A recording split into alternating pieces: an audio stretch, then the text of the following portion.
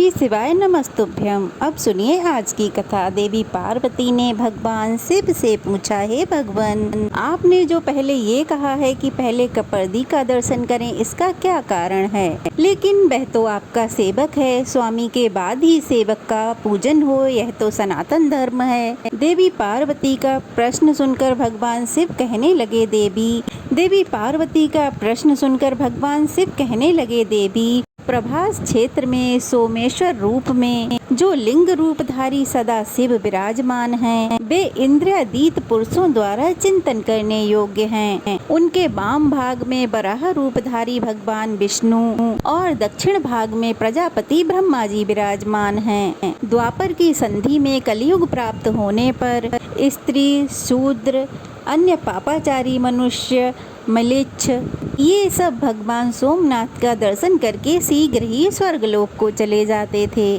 बालक और वृद्ध सभी उत्तम गति को प्राप्त होते थे।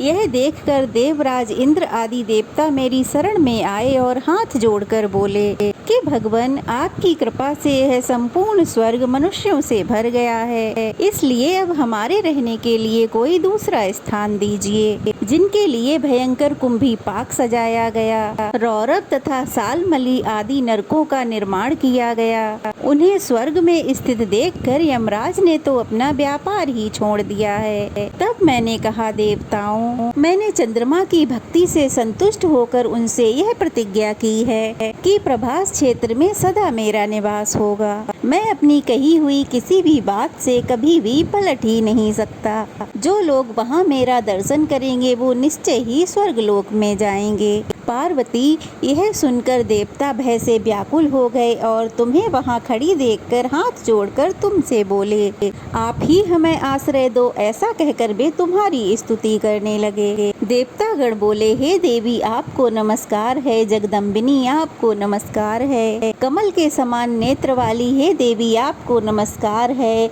स्वर्ण के समान गौर वर्ण वाली देवी, आपको नमस्कार है। जगत की सृष्टि और संहार करने वाली महेश्वरी, आपको नमस्कार है। शंकर प्रिय, आपको नमस्कार है। काल का भी नाश करने वाली है कालरात्रि, आपको नमस्कार है। गिरिराज कुमारी, आपको नमस्कार है। आर्य, भद्रे, गिरिराज कुमारी, त्रिलोक सुंदरी, आपको नमस्कार है। आप ही रति, सती, श्री, स्वाहा, दुर्गा, मति, मेधा, पृथ्वी तथा सर्व स्वरूपा हो। आपने ही इस चराचर पृथ्वी को व्याप्त कर रखा है। नदियों, पर्वतों, शिखरों, समुद्रों, गुफाओं, वनों, मंदिरों तथा मुनियों के आश्रम में भी आप ही विराज रही हो। हे देवी, तीनों लोकों में मैं ऐसा कोई स्थान नहीं देखता जहाँ आप विद्यमान ना हो। विशाल नेत्रों वाली हे सुधे, हमारी ये प्रार्थना सुनकर हमें बचाओ।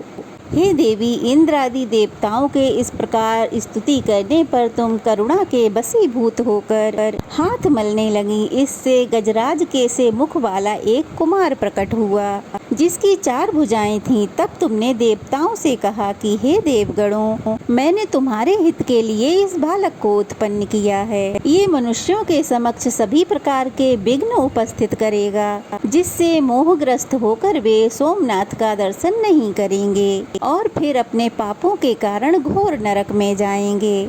इसके बाद गजानन ने तुमसे हाथ जोड़कर पूछा, माँ, मुझे आज्ञा दो, मैं तुम्हारी क्या सेवा करूं?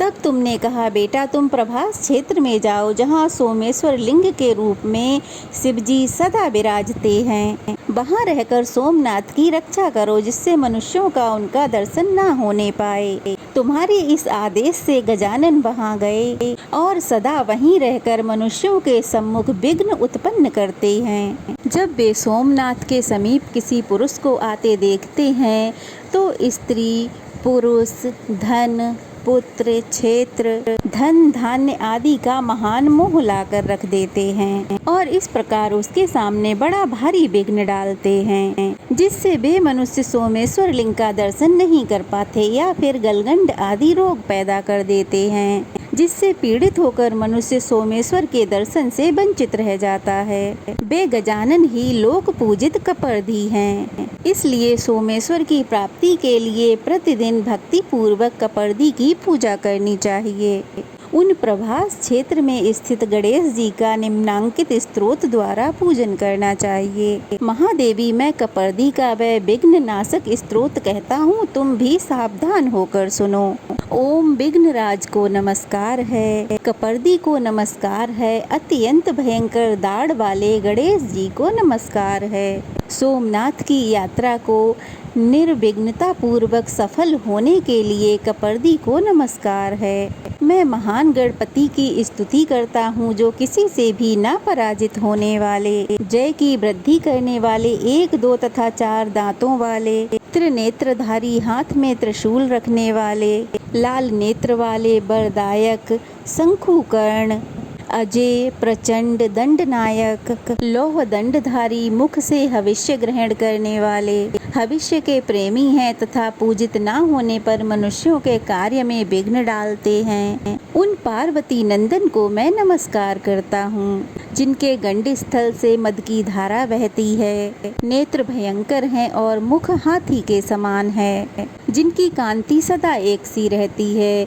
जो ध्रुव, निश्चल और शांत हैं, उन विनायक को मैं प्रणाम करता हूँ। भगवान, आप सबसे पहले प्रकट हुए हैं। आपने प्राचीन देवताओं की कार्य की सिद्धि के लिए हाथी का रूप धारण करके सब दैत्यों को भयभीत किया और अपने आप को ऋषियों तथा देवताओं का स्वामी बनाया। इस प्रकार हे देवी, पूर्व काल में देवताओं ने विनायक की स्तुति करके अपने कार्य की सिद्धि के लिए रक्त चंदन मिश्रित जल से और लाल पुष्पों से उनका पूजन किया। जो चतुर्थी तिथि को एक या दोनों समय लाल वस्त्र धारण करके नियम से गणेश जी की पूजा करता है, नियमित रहते हुए एक समय भोजन करता है, वह सबको अपने बस में कर लेता है। संपूर्ण यज्ञ करके और संपूर्ण तीर्थ करके जो फल मिलता है, उसी को मनुष्य गणेश जी की स्तुति करके बड़ी आसानी से पा लेता है। उसे कभी किसी का भय नहीं होता और वह अपने पूर्व जन्म की बातों का स्मरण करने वाला होता है। जो प्रतिदिन इस स्तोत्र का पाठ करता है, वह 6 महीने में ही फल पा लेता है।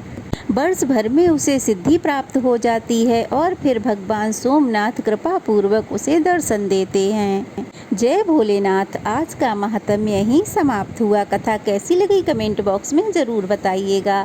अच्छी लगी हो तो वीडियो को लाइक करके शेयर करें और अगर नए हैं तो प्लीज़ चैनल को सब्सक्राइब करें। ओम नमः शिवाय। श्री शिवाय नमस्तुभ्यम।